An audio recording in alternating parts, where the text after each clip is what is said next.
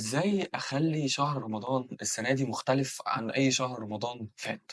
الناس دايمًا بتحب إنها تعمل الأحسن، حتى لو أنا كنت السنة اللي فاتت كنت كويس، بس أنا عايز الأحسن. كل واحد منا في رمضان السابق شعر بتقصير في شيء معين. أريدك في هذا الرمضان أن تجبر كسر هذا التقصير. فعندما يجبر كسر الماضي فإنك بذلك سترى رمضان أفضل. يعني مثلا كنت لا تختم القرآن الكريم، قرب أن تختم القرآن الكريم.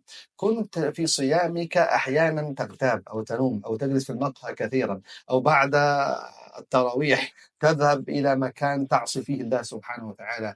فأقول لك يا أخي الحبيب، إن هذا الرمضان ربما لا تدركه بعد ذلك، فاجعله أفضل رمضان في حياتك.